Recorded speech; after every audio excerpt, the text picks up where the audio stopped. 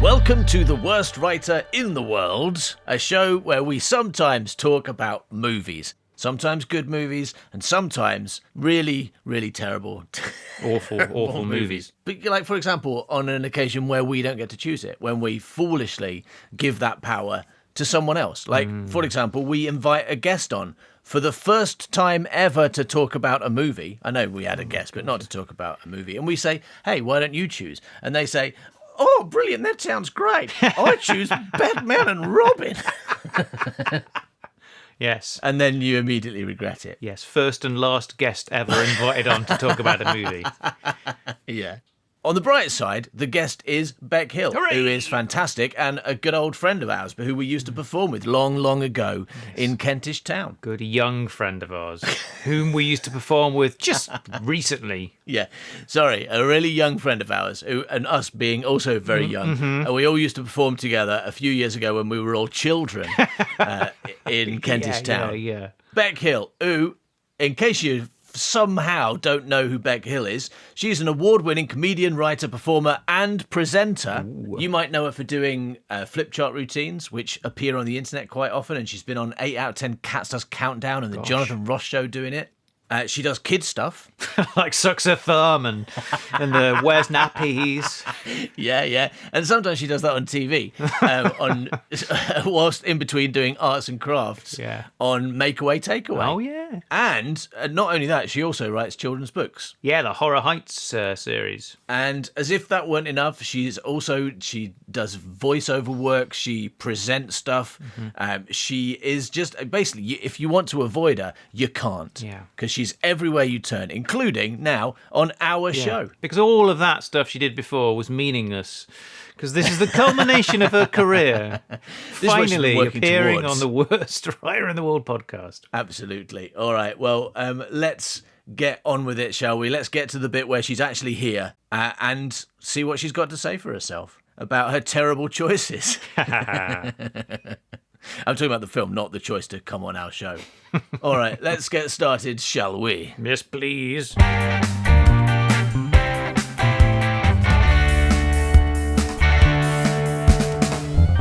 Hello, Bec.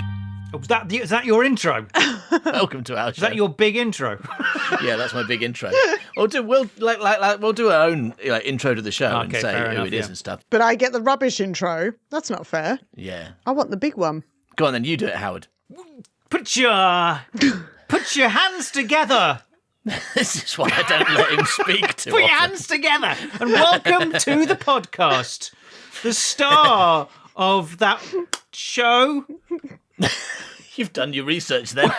with the Jonathan Ross Show, the star of the Jonathan Ross Show, and the author of the Horror Heights series of books. Correct. And she's also Neil Buchanan. She's Neil Buchanan. Yeah. Podcaster as well. Podcaster, all round genius comedian. It is Bec Hill. Thank you. Coming to us all the way from Australia. Via Gloucester. I've never, as a fellow podcaster, I've never considered telling the listeners to put their hands together. And I think I'm going to do it now. No, nor have we. Nor have we until today. When I finally asked Howard to do something and he's like, put your hands together. I know. I feel really bad now because I know that lots of people have just dropped their phones. Yeah. or they've got their phones like in their pocket. They're walking down the street and they've just started clapping to the confusion of everyone around them. Or they've squashed their pie.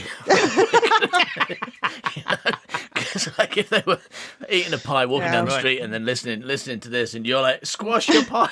That's why. This is why I say it, because when I'm out walking in the street, I like to know who's listening to my podcast. So if I ever see anyone squashing their pie, I'm like, they're listening, Robin. Handing out pies to see what happens. Yeah. One squashed pie, one burnt hand. All right, so most important question, Bec. If you could have any superpower, what superpower would you choose? I would teleport for sure, 100%. Why? Where would you teleport? Whose private business would you be teleporting into? Oh, like bathrooms and stuff for sure. Yeah. But like when they're occupied, or because you need the bathroom and it's really convenient to be able to like teleport? I talk about this when I do kids comedy, but I do say like there's no way to know if there's someone in a bathroom or not when you teleport into it. That's the problem with teleportation powers. Like you never know where you you're don't get any other powers. Yeah.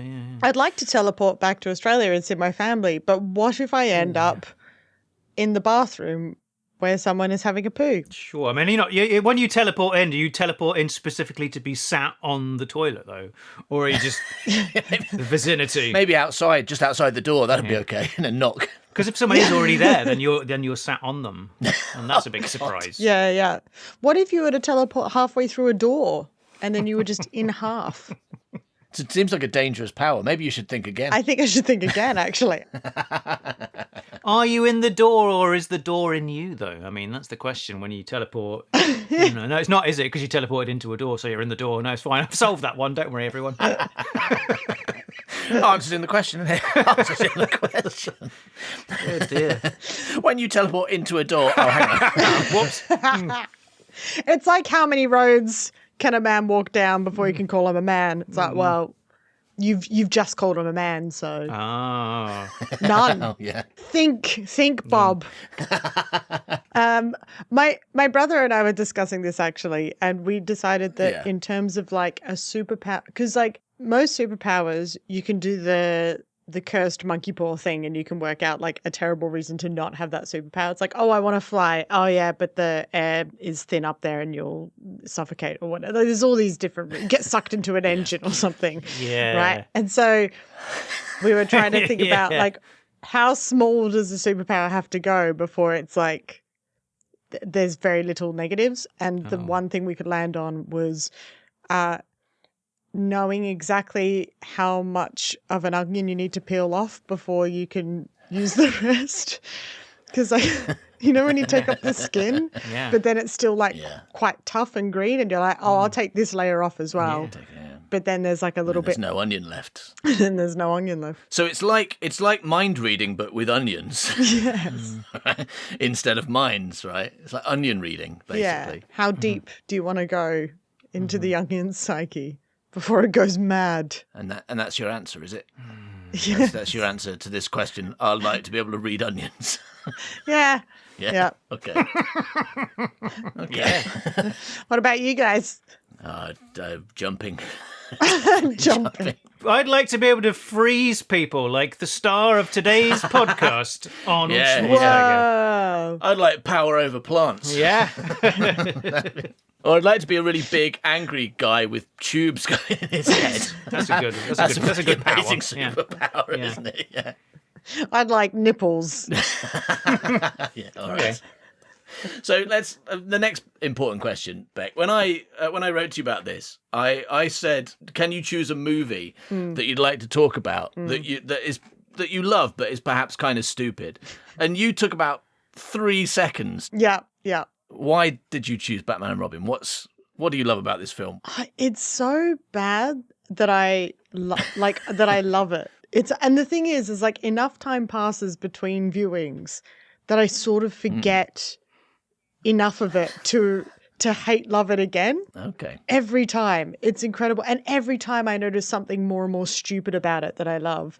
Like people talk about Arnold Schwarzenegger makes a lot of like ice puns in it, but they're not puns. Like the majority of the time they're just facts. Like there's a bit where he says ice related comments. Yeah, he's like, what killed the dinosaurs? The Ice Age. And it's like, all right. Yeah, that's not even a fact, because like a meteorite did, right? Well, the meteorite caused the Ice Age, so he is technically correct. Did it? Yeah, because it blocked out the sun and everything got really cold. So it was a big cloud. Weren't they already dead? Did you think that the asteroid hit the Earth and it shook so much that like they all fell off? I mean, now you say it, yeah, I like that idea. Yeah, that's what I thought. Yeah, didn't the asteroid bounce all the dinosaurs into space? Yeah. And they suffocated. What killed the dinosaurs? Bouncing into space. That's what he should have said, okay? Yeah.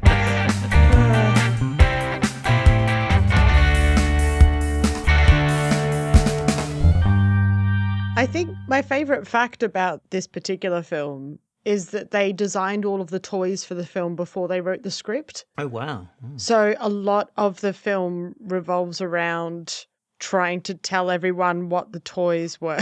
Yeah. And just including scenes where they got to use these things, which I kind of love as a writing exercise. Okay, we want a list of weapons and cars, and then they like improvised a Batman film around that. Yeah. It does kind of feel like an improvised film. Yeah. Maybe that's the thing. Who's got the writing credit? Is it like made up person? This is the thing. It's written by someone like quite a famous writer who wrote a lot of, arguably good films. It was really weird. I was like, I'm not going to, let's not go there. I think he wrote A Beautiful Mind and things like that. Well, that's another film where they invented the toys before they came up with the idea for the film. Yeah. Yeah. We want you to make this blackboard cool. We've got a surplus Yeah. to sell. Like, did they have a load of like hockey player toys just lying around then, and that explains what's about to happen in this museum? A surplus of Mighty Ducks toys that never got sold, and they could just repaint them. Because they couldn't think of many things about ice, right? They're like, well, there's ice hockey. There's not many things he can bang on about to connect it with ice. We've already done the dinosaurs, and that's tenuous. The best part about the museum scene with all of the lackeys who are sort of ice skating around is that when you watch the film, you don't even have to pause it. In so many scenes, you realize it's just a bunch of rollerbladers going around with smoke, with a smoke machine on the floor. Brilliant. Yeah, there's no ice, right? There's no ice. There's no ice in this film at all, in fact. No. Yeah. It's weird. All right, so, Bec, you've already mentioned nipples. Oh. It's got nothing to do with this film either. No, but you open with your best material, right? Yeah. So this film, the best material is their arses and their bat nipples. So they go, okay, do that first, and then we'll get into the dialogue. And the opening dialogue really sets up the core emotional conflict in the film, which is that Robin is a whiny child. Yeah. Good. And he says, I want a car. Chicks dig the car.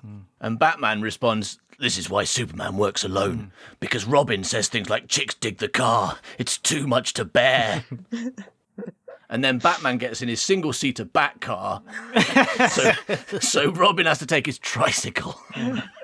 Why has his car only got one seat when he's got a Robin with him? Why hasn't he sorted that out yet? He's had a whole film to do that. Called Batman and Robin as well. Yeah.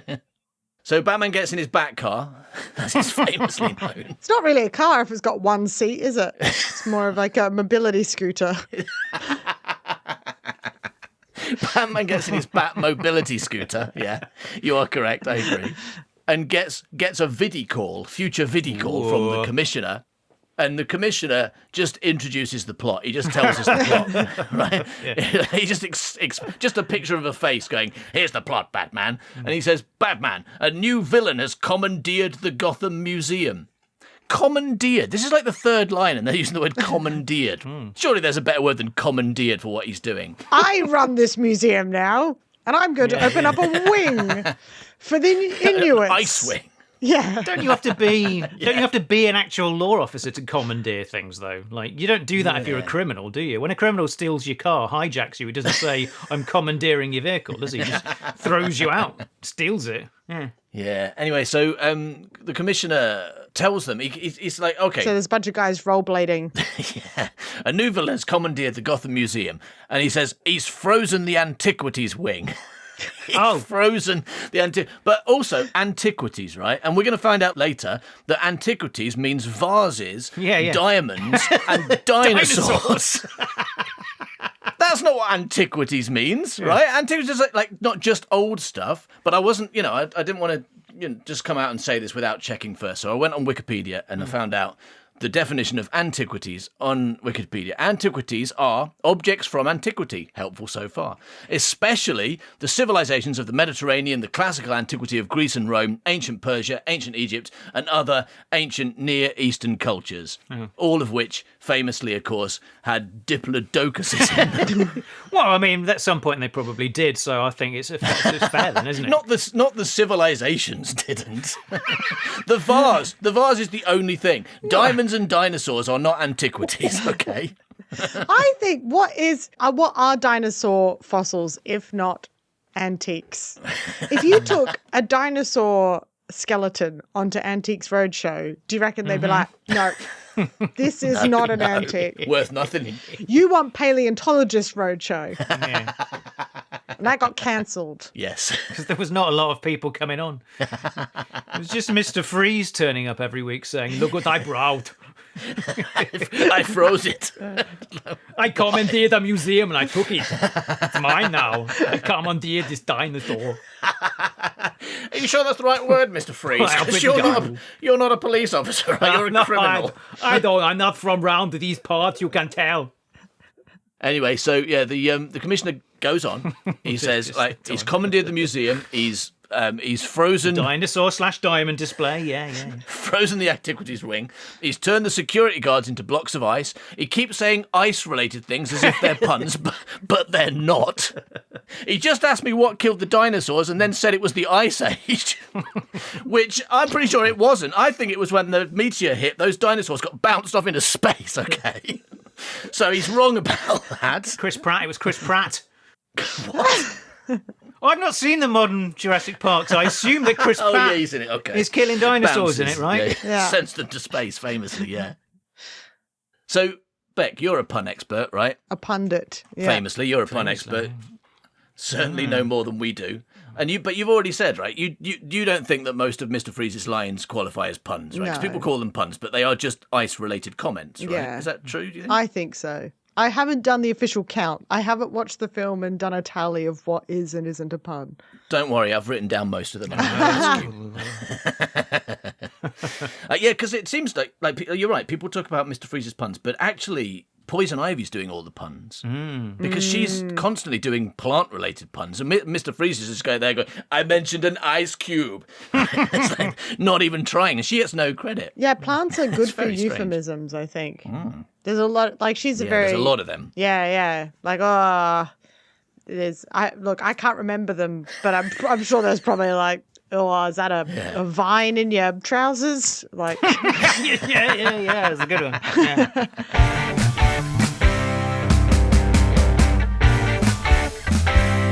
Then we cut to Mr. Freeze in a very colourful museum doing what Commissioner Gordon just told us. Right? Like almost like we didn't need that bit where he just said it because Hey. now we watch it. I don't know how many films you've written, but they always say show and tell.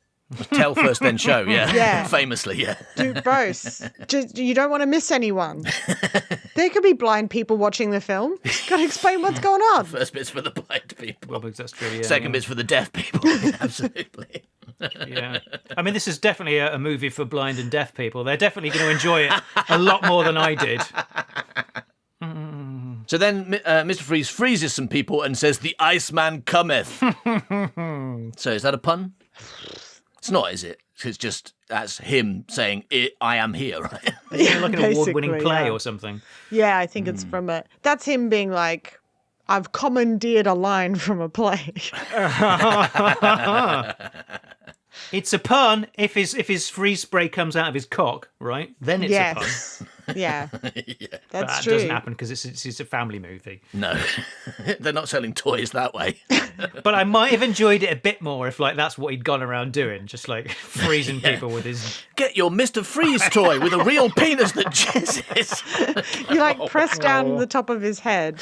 Yeah. Oh, God. It's like squirty foam. You have to pump his arm like that to make Yeah. it stand up and smack his head down. Yeah, Not gonna lie, you guys. I think I'm gonna try and make this toy for you. All right, so then Mr. Freeze steals a big diamond because he thinks it's ice. And he says, "In this universe, there's only one absolute. Everything freezes." And that I'm going to guess that that's not a pun, right? That's just science facts now. He's just doing science facts, right? Yeah, like in that he's saying that absolute zero is when is absolute zero when something freezes? Because 0 degrees is when stuff freezes, but absolute zero is actually way below freezing point for water. Like absolute zero is when you start the Kelvin scale of. So it really is just doing really like, and this is a really like a very specific fact that nobody got unless they really thought about it. It's really also hard. not really a fact because it's a stuff lie. freezes above absolute zero. Okay. And not everything freezes. Yeah, I think they just cut the scene before he said, "And taxes, right?" Like, you know. Yeah. Actually, do you know what? I say that. Maybe absolute zero is when anything will freeze, but I don't think that's correct. I tell you what, Bec, don't worry about it too much because literally no one mentioned absolute zero except you. So it's okay. All right, finally at this point, Batman enters through the ceiling, smashing in through a ceiling window for no reason. No. Like things aren't bad enough for this museum already with all their exhibits being frozen by Mr. Freeze. Batman comes in and breaks a window as well. Yeah. And he says, "Hi, Freeze, I'm Batman." In case the suit and mask didn't tip you off. Who's this guy? Who's this guy with the Batman mask and the Batman cape on? Also, the fact that it says hi, Freeze. He doesn't just say freeze, which would be a pun. And I'm pretty sure is one that Freeze uses later. Yeah. Okay. But Batman's not allowed to do ice puns because if Arnold Schwarzenegger can't do any, can't let other people do it. He should say freeze, and then Freeze goes, "Are you talking to me?" And then there's like a awkward, yeah. And then he goes, "I'm Batman." Yes, I know. It's fucking obvious. What killed the dinosaurs? Batman. Is it a pun? That's the question. Yeah. So then Batman skis down a dinosaur. That's the next Sounds thing. great when you tell it, but watching it is really boring. He skis down a dinosaur and attacks. But Mr. Freeze says, "You're not sending me to the cooler." Nice. So, pun? Yeah, actually. Well, no, it's not. He's just saying you're not sending me to jail, isn't he? Yeah, but he's mentioning It's sort of a ice-related pun. things. Yeah, I'll give it to him. You can edit in a give him ding here. Half point. Yeah. All right, so next, Robin rides in on his bike, destroying a door, and somehow leaving a bat-shaped hole, even though his bike is not bat-shaped. So he did some really fast circular sawing on his way in. Yeah. Well, yeah, so he's got this bike, though, because you said at the beginning he was really gutted about the fact that Batman's got a car. Yeah. But you said also that it's got one seat in that car. Yeah. So what kind of chick's going to dig that car? Really, really small ones. Right. He's talking about like baby chickens. That's what he's talking about. Baby chickens love that car. They're always getting in it with Batman. Yeah, because like the stereotype. If you're going with the stereotype of like, oh yeah, ladies love the car. Surely that's more true about motorbikes. Yeah. Not in reality, you understand, but like the stereotype that they're trying to play into. Well, certainly true in this movie, isn't it? Because like then Batgirl turns up and she's really hot for motorbikes, right? Yeah. Yeah, not interested in Robin, but loves a motorbike. If a motorbike came in through my wall and left a bat shape, I'd be down. I'd be like, take me with you. Sold. Yeah, but if a car did it, no. No. That's ridiculous. Especially if it's only got one seat. Like, what is that? It's basically a motorbike. With a lid. Yeah. It's a motorbike with a lid. Nobody likes it With a lid. So Robin accidentally knocks a cheap-looking vase into the air, and suddenly Batman cares about the museum and its exhibits and manages to catch it. This is the only thing that Batman cares about in that whole museum. He doesn't care about the dinosaur or the windows or the guards. Yeah, he's not skiing down the vase, is he? Robin knocks Mr. Freeze's ice gun onto the top of a big fake temple because this is a museum of antiquities, and so big fake temples, that's just a really normal thing to have there. And so Mr. Freeze activates his hockey team. And Robin says, "It's the hockey team from hell. You know, hell, famous for its ice hockey team. Perfect place to play ice hockey. Back to Sunday school, Robin." All right, so then Batman and Robin make ice skates come out of their feet. Good job they had those. Do, Inspector Batman. But it comes out of their feet because they're not wearing high heels, right? They'd have to, they're like the things that are like 3 inches long once they come out, and they don't concertina out. So they're you'd need heels that high to conceal the blade, and they don't have them. Like platforms. That means they've got hollow feet. Yeah. Proof. Proof of. But I mean, what you're suggesting, therefore, is not that like Batman and Robin have like what you call them, ice skates in their hollow feet, but that George Clooney exactly. and what's his socks? The Chris little boy that plays O'Donnell. Chris O'Donnell. Is that right? That they have that because I mean, like, there's no CGI in that sequence, so they must actually do that for real. That's got practical effect of blades coming out of their feet. There's no CGI anywhere in this film. I'm certain of it. Yeah, no, I agree. I agree. Yes, I think they have hollow feet, and I've proved it. And that's a conspiracy people on YouTube need to get on top of. The hollow feet theory. Yeah. Next, Mr. Freeze needs to get his gun from the top of that fake temple, so he throws a man at it. Just picks up a man, throws him at his gun, gets it down. We've all done the same, haven't we? Come on. Yeah. Batman and Robin finish beating up the hockey team and face Mr. Freeze. Mr. Freeze says, "What killed the dinosaurs? Being knocked into space by an asteroid." He goes, Chris Pratt did. I've not seen it, but I expect Chris Pratt killed them. Yeah, and he's got his ice gun. He's facing Batman and Robin, but instead of shooting them with his ice gun, he shoots a plastic dinosaur. Oh, Like, he doesn't shoot. He's facing Batman and Robin, and he shoots a dinosaur for no reason except to justify the line he just did about what killed the dinosaurs, and then he like kills a fake one. Is this why there's dinosaurs in the Antiquities Wing, so that they could do this one line that isn't even true? Is this why they put all those dinosaurs? I think are there for this one gag. What killed the dinosaurs? The Ice Age, because otherwise it'd just be even weirder that he suddenly starts talking about dinosaurs. that's true. That explains why the answer isn't Chris Pratt, because that would have been really strange, wouldn't it? If he then got Chris Pratt out and started like swinging him and smashing up that dinosaur. That would have been weird. What killed the dinosaurs? Chris Pratt, whack, whack, whack. Yeah, that would have been weird. Why, I got him in my boot. Yeah. But that would mean that, like, I mean, assuming he's not using his gun, he's still using his, like, freezing dick, right? He calls his penis the Ice Age, right? And he says, then he cranks his arm, presses his own head, shoots ice at his dick, and he goes, the Ice Age. Yeah. Yeah. Do you call your dick the Ice Age, Mr. Prince? Yeah. Yes, I do. And that is how my wife died. Yeah. Of course.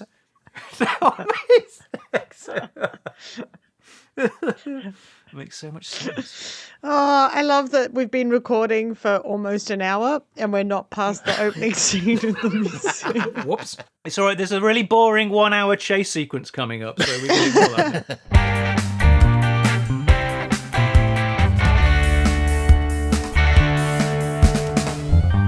Mr. Freeze gets the big diamond and goes to escape the museum in his rocket ship that he's got. But Batman swings inside. Robin holds onto the door as it takes off. Freeze shoots Batman's hands with ice, but he doesn't kill him because he wants someone to have a conversation about cold things with. And he tells Batman that the rocket is going to space, where Batman will freeze to death because space is cold. And he certainly doesn't have any other way of freezing Batman to death. He's not holding anything that could instantly freeze Batman to death. He's got to go to space, so lucky he brought his fucking space rocket with him. Good sequence. It's so weird that he suddenly has a space rocket. And then he has some butterfly wings, because he jumps out of the rocket so that Batman will die in space.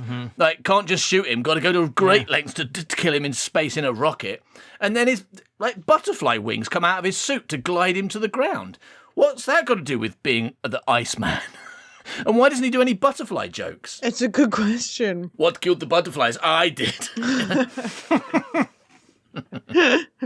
All right, so Batman's in the rocket. He's frozen, so he can't save himself because he's got a bit of ice around his wrists. Oh, no. But fortunately, Robin's outside. He manages to get inside, and he uses Batman's ice-melting laser gun to free Batman that he did have with him. He just couldn't reach because he's, ice hands and everything. Yeah. And then they use the doors of the rocket to air surf back to the ground. Oh, yeah.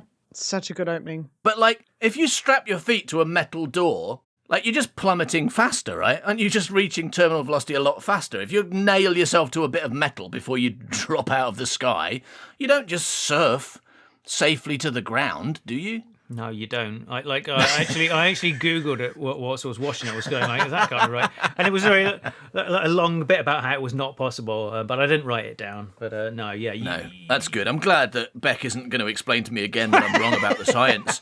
Have you never used a metal door as a parachute? No, never. I wouldn't want to try it, to be honest. I'm not Batman. That would be even worse, wouldn't it? Then I mean, like, because then it would land on your head. At least they've got them under their feet. I'm safely down. Yeah. This is the plot. No, the character arc of this movie, as far as I can engage, is the fact that like Robin wants to be taken seriously and to be able to do things, and Batman's always like, "No, you can't do things" and everything. But like you do, he just save his life, and if he hadn't have done that, Batman would very much be dead. And yet Batman spends the entire movie going like, "You can't do things. You're useless. Stop surfboarding on a fucking door." Yeah, that's true. That's true. But then Robin gets frozen. And Batman has to save him. And Mr. Freeze tells Batman that he's got 11 minutes to save Robin. Mm-hmm. Otherwise, he gets frostbite. What do you think to the science of this point? If someone gets frozen flash frozen in a block of ice, do we really have 11 minutes to thaw them out and then they'll be fine? or would there be problems with How that? did they decide on 11 minutes? That's what I want to know. Maybe you looked it up. But I mean, like, they didn't have the internet, of course. No, so they didn't you had have to go to the Google. library and like walk through a load of books trying to find how long a human can last in a block of ice. Eventually gave up. You would, wouldn't you? Probably they gave up after 11 minutes and then they were like, well, that'll do. That'll do. Or he like got his friend and said, "Listen, just get inside this ice for a bit, would you?" Waited for him to die. Yeah. It's like 11 minutes, you're dead. Apparently, just in case anyone isn't sure, Yeah, go on. this is from, I think it's from the University of Montana, I believe. Oh, good. Yeah, well, they'd A know. PDF titled "Is There Life in Ice?" And it says, if a person, a dog, a bird, No, big letters. I like dog or bird are the other two types of creature, Person, dog, or bird, yeah. or many other types of life were frozen into ice, they would die.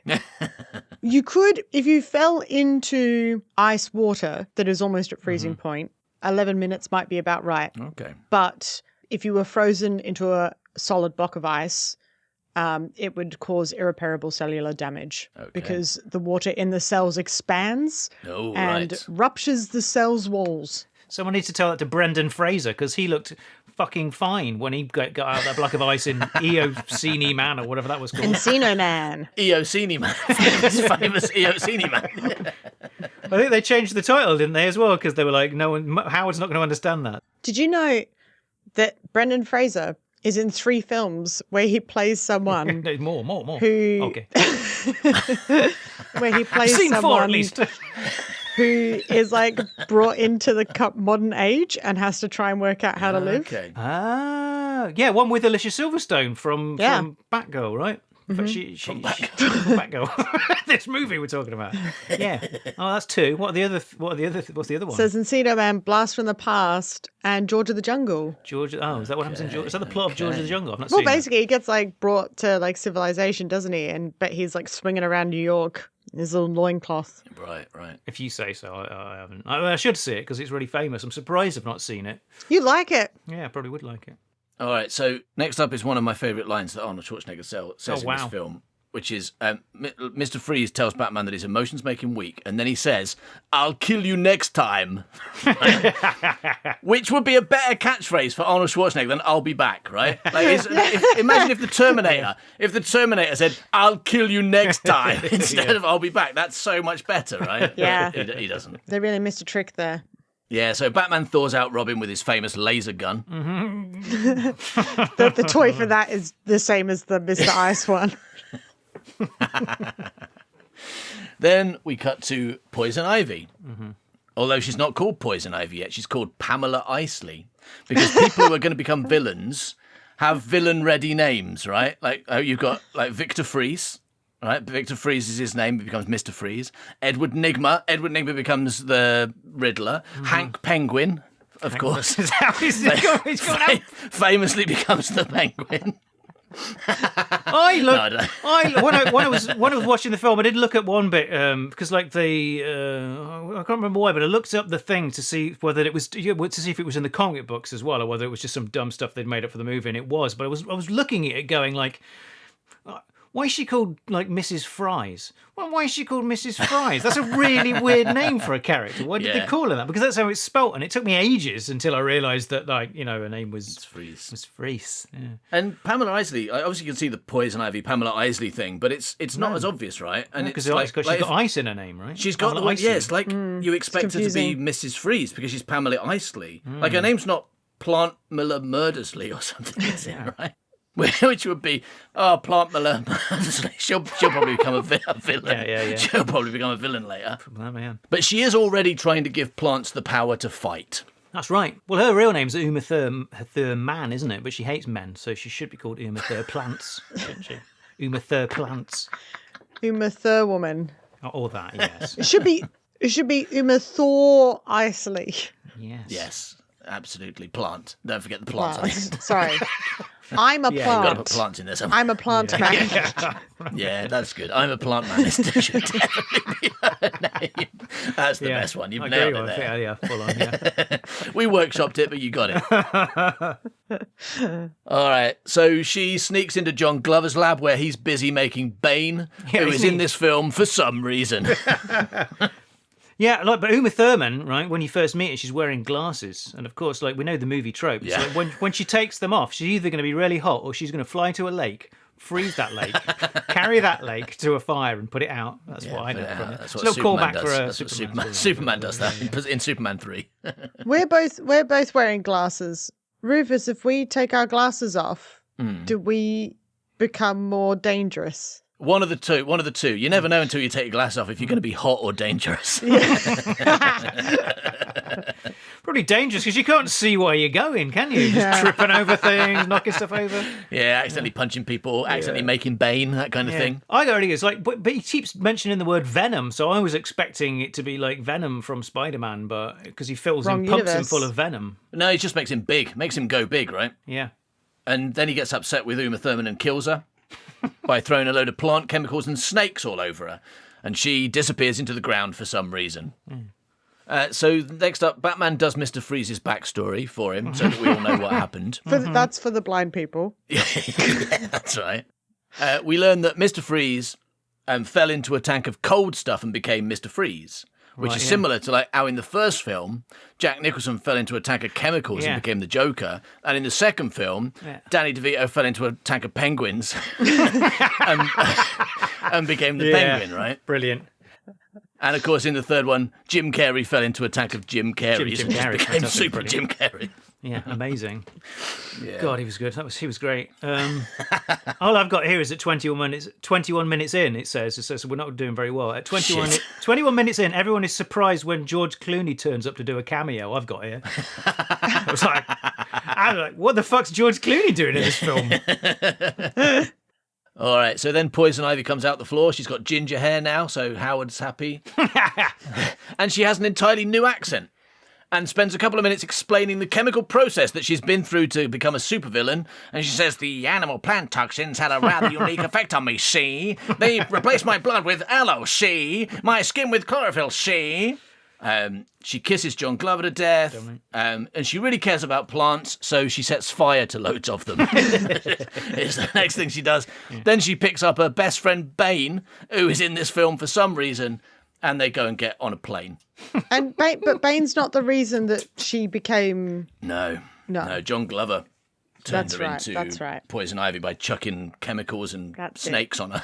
That's right. Yeah, she doesn't. Yeah, but she doesn't become like chemical snake go down a whole woman, does she? Why does she become Poison Ivy? It's like all the things that happen to her. None of them have got anything to do with what happens to her. Yeah, she doesn't become the naked mole rat. She has what they call venom on her lips, which doesn't make sense, but it's got to be something to do with snakes if it's venom. Venom again. Yeah, because you know if you kiss a snake, you die. Probably. Because they don't have lips, do they? They don't have lips. I did a video, and I still think it's one of the funniest things that I've ever made. Oh, wow. Yeah. And that's why I'm saying it, because there's very few things that I'm really proud of. I just took a bunch of footage of snakes like poking out their tongues, but just added up each time. And it's so much funnier. I like it. Yeah, no, you're right.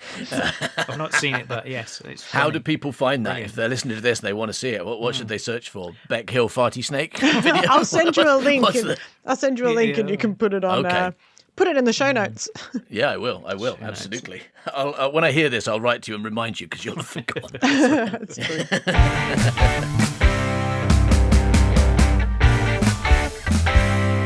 Hey, Bec, if people are just listening to this thinking, hey, this Bec Hill person's great, I'd like to follow her somewhere, where can they do that? To the shops.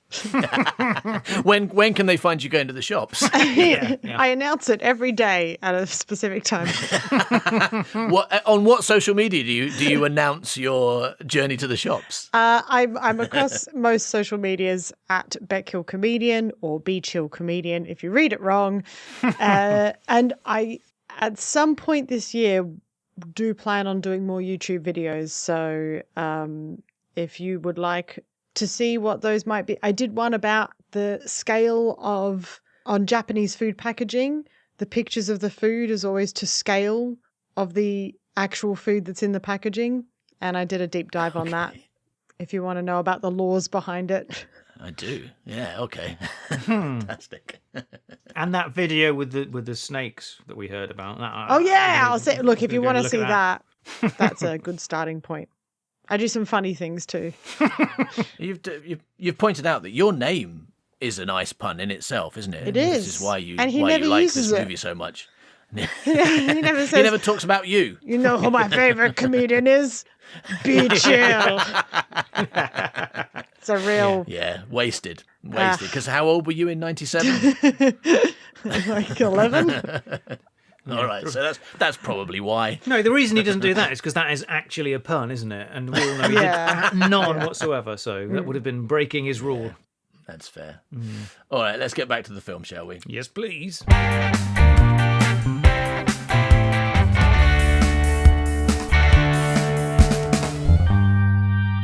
So Mr. Freeze is watching Christmas cartoons and making his ice hockey team sing along.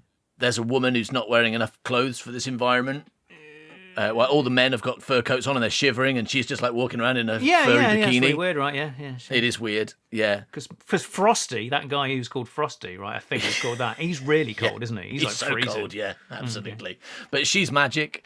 But she tries it on with Mr. Freeze. He says he's only interested in his wife. Classic. He did, yeah. So what's she doing there then? Who is she? She's And, there you know- to establish this, that he loves his wife, so he doesn't want to get it on with naked cold lady. Says that. Chill out. I've got a hard water on.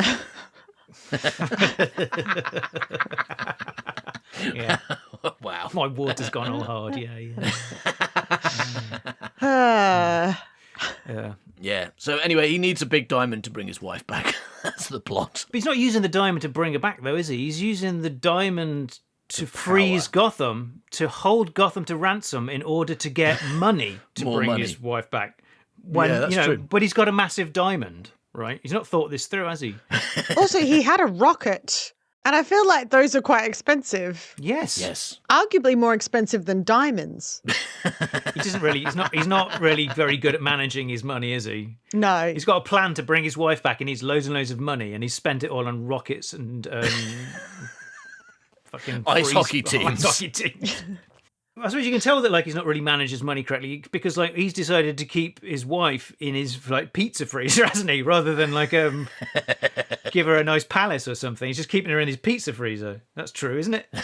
She's in a tank, but sure. Do you keep pizzas in water? Oh yeah, that's right. He goes through a pizza freezer. He goes to a tank, and this is a man that's like whose one skill is freezing things, and his wife, who's supposedly frozen, is definitely not frozen. She's just in water, yeah. She's just in water. Okay, yeah, good. Again, he's fucked up.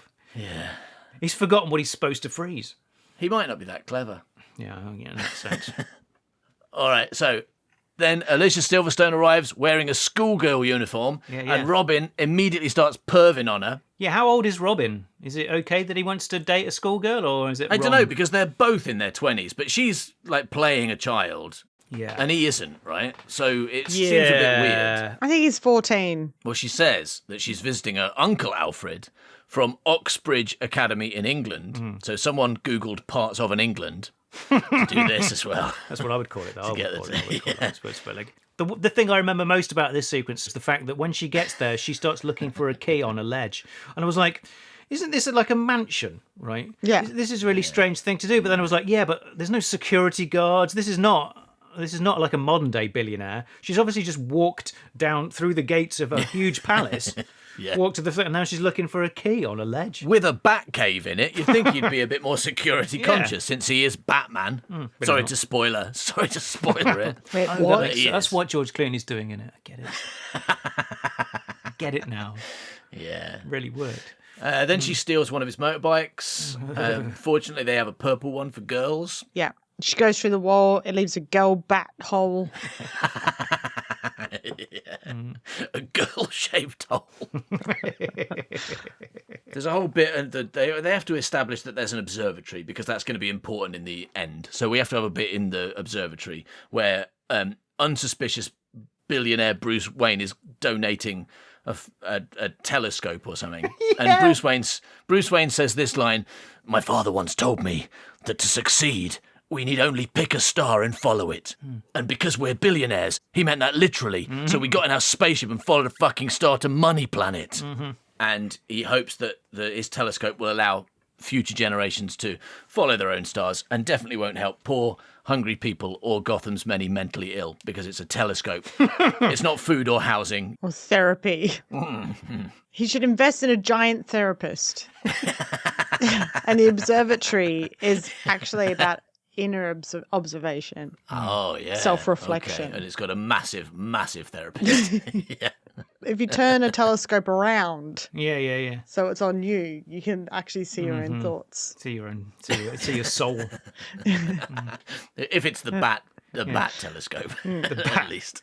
No, because he says this is the most amazing telescope. It can see really tiny things, and Bruce Wayne says, "Just don't point it at my bedroom." What is he? Does it really? What is he admitting to at this point? That's what he says. He said, "Just don't point at my bedroom." I was like, "What? What do you mean by that? What have you got that's really small in your bedroom?" I would love it if he wasn't thinking, and then they look in the telescope, and it's like the bat signal. Everything they look at, they're like, "Why is it bat shaped at the other side?" Forgot to take my bat symbol off the end. That's true. Yeah. It's like just like a lens cap. Yeah.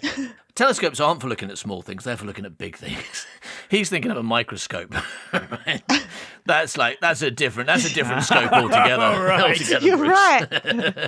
No, but Right. It's like they look at really far big away. things. but they're but they're big. far away. They're still big. So they seem small. Yeah, that's the and whole then you point. look The whole at them. point of a telescope Yeah. is big things. Okay, all right. So maybe he's saying he's got a really huge What he's dick then. saying Okay, fair is enough. That's what he's his saying. penis is so big that it looks small. It's just really far away. Honest. It's not small. It's really far away. Come on, please touch it. No, Batman, no. It's the paradox, isn't it? Because if it was really long, part of it would be really far away. Yeah, that's why Batman's not getting any. Well, he might be, but by the time that he knows feels the anything about it. sensations, they've died. Millions of years have passed. Poor old Batman.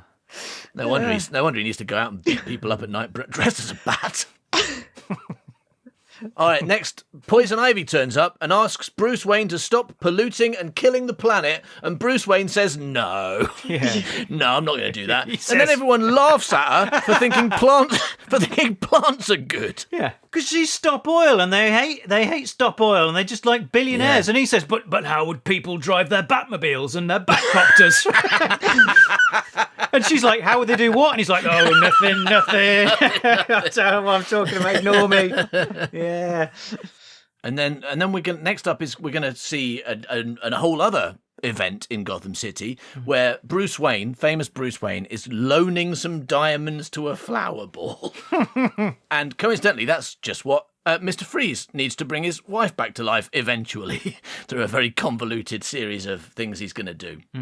But, of course, Bruce Wayne, weirdly, isn't going to take those diamonds to the flower ball himself. He's going to send Batman and Robin to do it, completely unsuspiciously. Yeah. I'm going to be sending my good friend Batman. He's here. Hello, I'm Batman. I'm going to be doing that for... Yeah, thanks, Batman. That's all right, Bruce Wayne. A second. Hold on a second. Yeah. It's like he couldn't get an agent, so he started signing off his emails by Batman. Yes. Yeah. Anyway, then they start auctioning off women. Just a bunch of rich men bidding on women. And we're meant to believe these are the good guys. And the woman who wants to save the world from polluters, she's the bad guy. That's this film. And then some dancing gorillas crash the party. I wondered where we were, and then I saw this note. It says, That's where we are. They all do what rich people like best: watch gorillas do sexy dancing. Yeah, it's like, because one of the gorillas starts doing a striptease, right? And why am I watching a gorilla striptease in a kids movie? Yeah, and now you can't watch Gorillas in the Mist without getting a heart on. I mean, that was true before. Come on. My water has gone hard again. No, Oh, shit. Oh, no. no. Oh, dear. I looked at a gorilla. Damn that poison ivy. And a sexy gorilla striptease. So Poison Ivy drugs everyone with some kind of sex mist and then starts waggling her ass at them. Gorillas in the Mist. Good, yeah. Yeah, Gorillas in the Sex Mist. All right, so then Mr. Freeze turns up, tells everyone to chill. Yes. Hilarious. He takes the diamonds, Definitely says pun. it was a cool party. Pun. Batman and Robin are really horny for Poison Ivy, especially Robin. They chase after Mr. Freeze. Batman punches Mr. Freeze out cold, and I wonder if this is a pun, like a visual pun. And Mr. Freeze gets put in prison where he can't leave a cold beam or he'll die. Oh, yeah. Meanwhile, Poison Ivy goes and makes herself a den in an underground lair that's full of clowns. Oh, yeah. This movie is weirdly full of background clowns. There's a lot of background clowns. Clowns famously don't get enough work these days, so most of it is background clown work. Anyway, then Batman tells his girlfriend that he doesn't want to marry her because he's too Batman. Sorry, I'm too Batman to marry you. Classic. But he's just really into Poison Ivy, and no one can work out who Poison Ivy is because she's got green things over her eyebrows. Yeah. She's not even wearing a mask. She's got an eyebrow mask on. But when you think of Uma Thurman, what do you think of? Eyebrows. Oh, yeah, eyebrows first, obviously. Classic. So then how would you recognise her without them? Yeah, maybe. Anyway, Alfred's looking for his long-lost brother. Oh, yeah. Because he's dying, and he's decided that the best way to find him is to record his own voice on a CD and put it in a box. Barbara sneaks out to motorcycle race against some other clowns. They almost die by falling off a bridge, but Robin still has time for a pun. So he says, so this is where you hang out. Yeah. Right? Why does, you know how, that became a thing in movies? Just to kind of, quip when you're in the middle of, a really dangerous situation, which I don't think people really do. Gallows humour, I mean, to an extent it exists, but it doesn't really. When James Bond says, and he stabs someone, he says, I think he got the point. He doesn't, James Bond never gets stabbed and goes, I think I got the point, does he? Right? That doesn't happen. They should do good jokes. If you're in danger of dying, you shouldn't say, do you hang out often? You should do a good joke, a good classic joke, why do elephants have big ears? It's not, you won't pay the ransom. Or knock knock, who's there? Doctor Who. Come in. Come in, Right, Doctor. That's what they should do. A good joke, Howard. Yeah, do a good joke, absolutely. Knock knock, who's there? Doctor Who. What do you want? I've come to borrow a cup of Daleks. Yes, something like that. Why does that happen when they're hanging off of a bridge? Why doesn't Robin say knock knock and Batgirl says who's there? And he says Doctor Who's there. And she says, what's he want? I've come to borrow a cup of Daleks. Yes. Why doesn't that happen when they're hanging off a bridge? That would be much better. You've got a point. It just, I would like it to just, I would like it to just cut in during. We just get the end of the joke. We never get the setup. So Yeah. they're hanging off the bridge, and you just hear him say the aristocrats, and then she laughs so much she lets go and falls off. Yes, that'd be great. I mean, amazing. Robin going, wow, this really was a bad time to do a joke. Yeah. A bat time. Oh, no, he's not Batman, is he? Okay. This is a Robin time to do a joke. That's what he says. Yeah.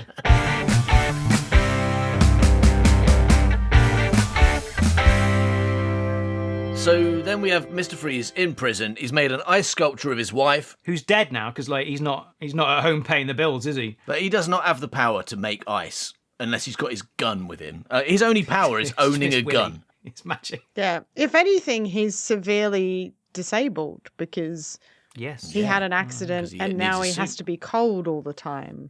He needs a special Yeah, suit for yeah. that.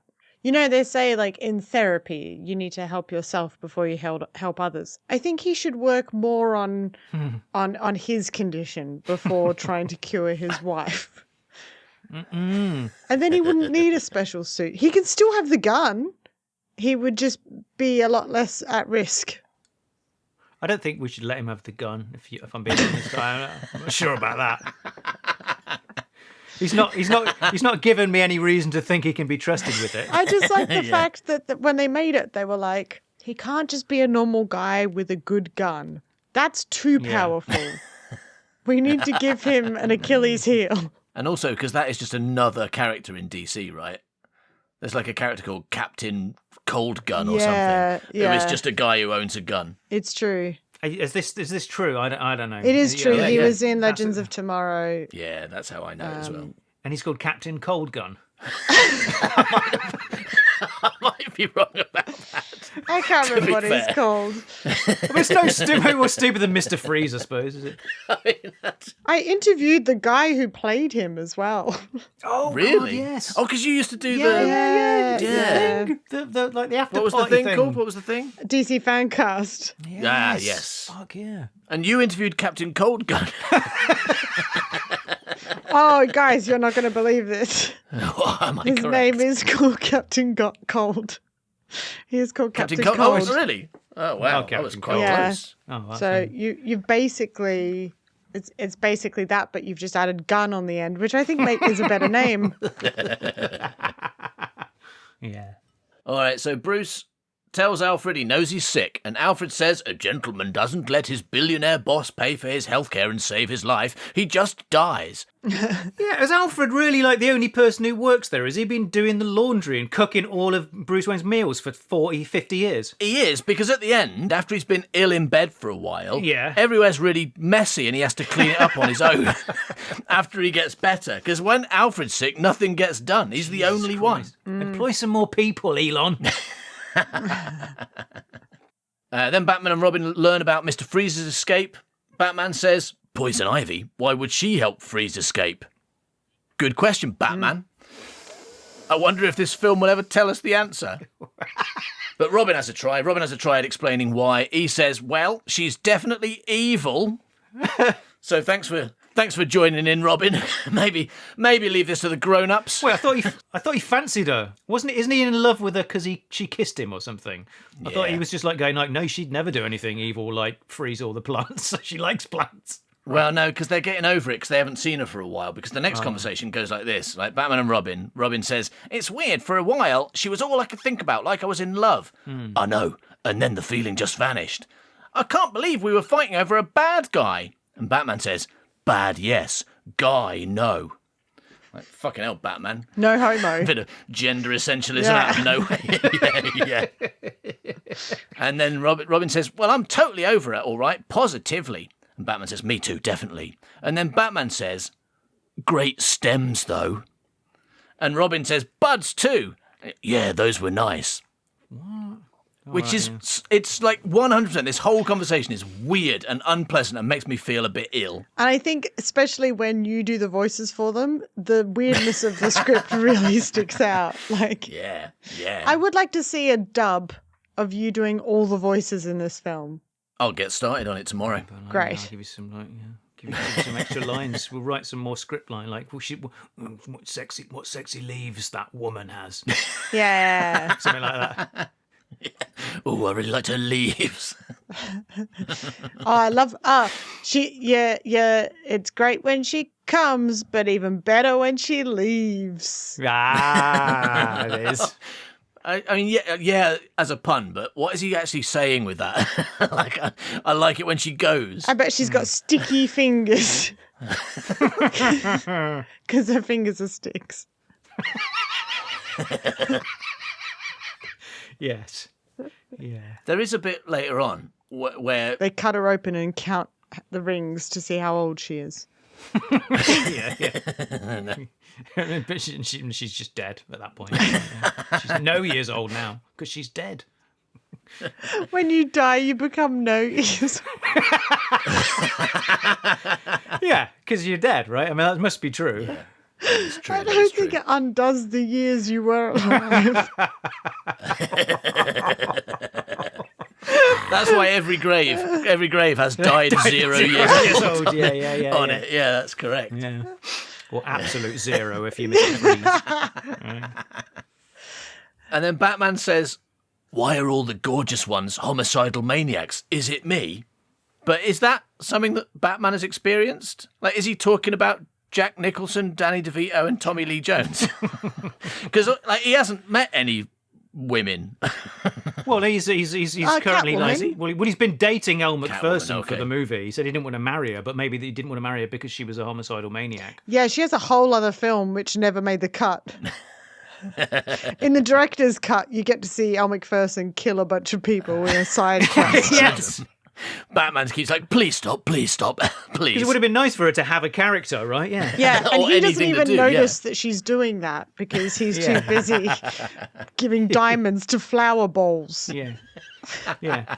But he doesn't realise it's her because every time she does it, she puts like a little mask over her. And he's She just like, I don't know who covers that up her is, but that's not- eyebrows. He's like, Yeah, Covers her eyebrows. That can't be my girlfriend, Elle Macpherson. She doesn't cover up her eyebrows. Yeah. Yeah, so anyways, Alfred is dying. He wants Barbara to give his disc to his brother, but he's like, "Don't look at it though, will you? Whatever you do, it's really interesting, but don't open it, okay?" So Barbara immediately opens it. But yeah. it needs a password. She tries Alfred. She tries Wayne. They don't work. She tries Batman. doesn't work. You know, she tries like fucking subservient old cup of tea. She just tries what little we know about Alfred, and none of it works. But then she's like, "Oh, hang on, I know. I'll try the word peg," because she's aware of Alfred's kinks. You can't have a three fucking character password, can you? Is that allowed? Imagine that, trying to do that now. Be like, no, you've got to put like a number, a capital letter, a fucking symbol. I'd love it if she put Barbara in and that was it.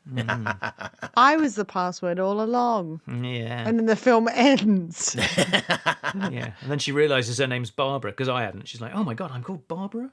Yeah. And then she remembers the aristocrats joke and she falls off a bridge. Yeah. Then she breaks into the Batcave and sets off an alarm, which is a video of Alfred saying, "Intruder, intruder." But she identifies herself to the video, and the video says, "I expected you might find your way down here, child. As such, I programmed my brain algorithms into the Bat computer and created a virtual simulation." Just words. Just words. It's amazing because most people Alfred's age, you end up showing, like in reality, you would be showing Alfred how to use WhatsApp or like how to make the font bigger on his phone. But he's like programmed a brain algorithm into a computer system that he wrote while dusting. Yeah, he's done that. He's done that, but he's also made the password peg. It's like, what's going on?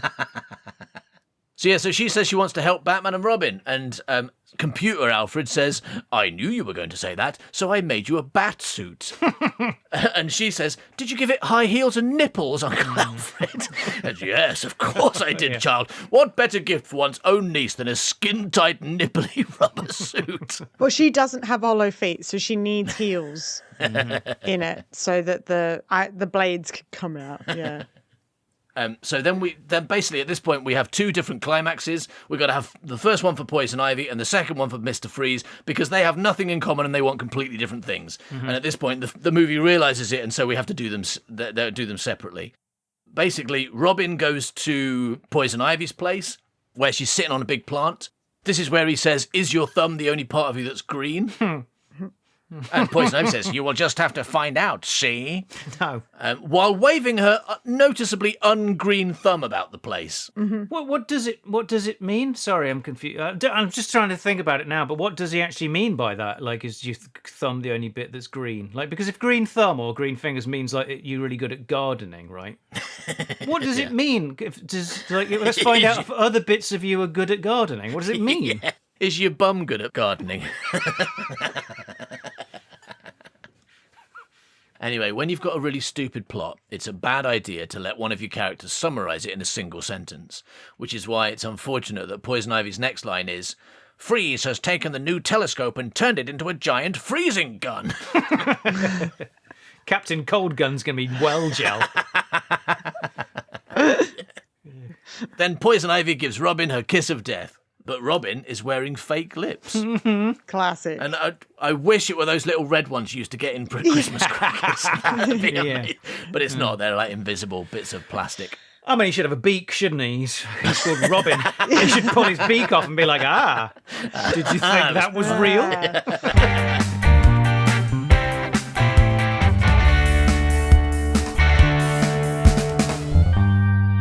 Bec, this is not your first podcast, is it? It's my second. I listened to a bunch of episodes of Enemy in Paris just because you were coming on. I've never watched the show. I've never watched Enemy in Paris. I really enjoyed it. Surprisingly, having never watched that show. But you said that you got another one that I've never listened to. What's that? It's called A Problem Squared. I host it with a YouTuber mathematician called Matt Parker. He has a channel called Stand Up Maths, and people send us their problems and we solve them, and he does the maths ones, which are surprisingly interesting. I say this as a non-maths person myself. And I solve the dumb ones.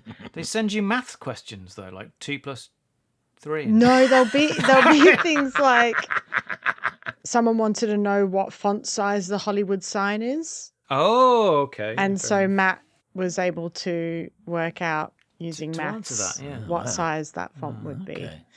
And then there's another one about like the best way to win a game on The Price is Right, using like maths logic and stuff. And actually that was really fascinating. Whereas I answer ones like, is it possible to cook a chicken with a defibrillator? Do you try it out practically? To be continued. Okay, no spoilers. All right, fair enough. All right. Brilliant. Should we get back to the wonderful Batman and Robin film then? Yice, please.